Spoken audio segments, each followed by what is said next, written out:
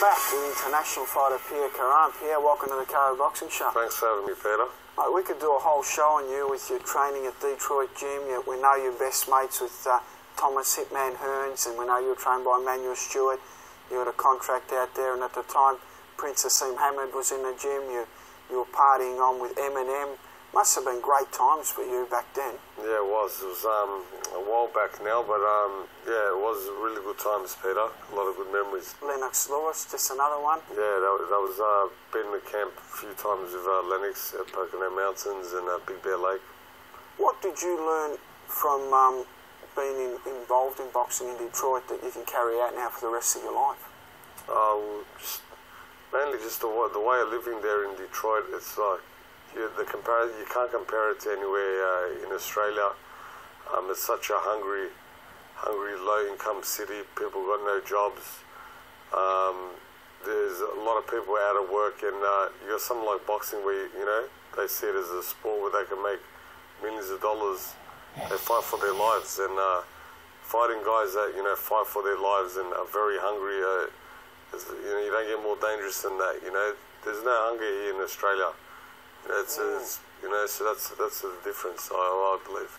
You also mentioned off camera you're involved in trying to get in the Paralympics as a boxing sport where guys can fight each other in wheelchairs. Yeah. That'd be a massive achievement, mate. Yeah, what they've done, Pete, is they've appointed me as head director of Sports Tech Wheelchair Warriors, it's called.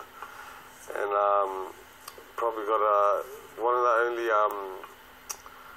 athletes in a wheelchair in Australia at the moment that is training to fight, and hopefully having the sport of boxing being appointed as an Olympic sport in the Paralympics is a boy called Heath Davidson, and he lives in Rosebud, and they're so trying to get a lot of people behind it and trying to support was it's hard to support something like this, thinking these people got a handicap being in a wheelchair, but the beauty about it is these guys, male and female, they don't see themselves as having a disability.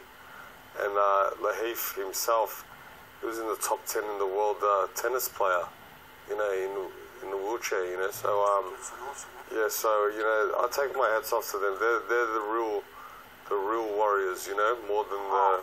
Unbelievable. Yeah, so I mean, they don't look at themselves as having a disability, and all hats to them. It's unbelievable what they've done.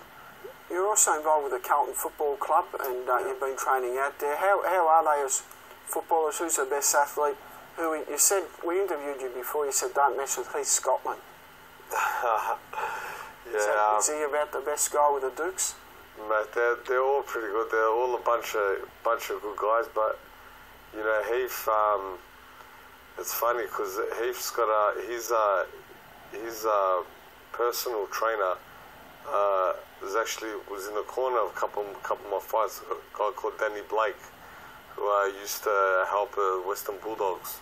Okay. And they'd be their conditioner. So we've got a mutual friend of ours that we're friends with, and he can throw him.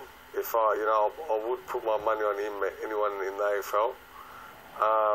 Yeah, he's boxed for years, so he knows what he's doing. All right, Pierre, and also around January you're planning a comeback yourself, so you fought a couple of times in America, so this will probably be your last campaign as a fighter. You want to go out on a high note. Yeah, definitely. I've had more comebacks than the Beatles, Peter. Johnny Farmer. Yeah, true. Yeah, every fight's a bloody comeback, but no, you know what? I'm just gonna have fun with it this time. No pressure.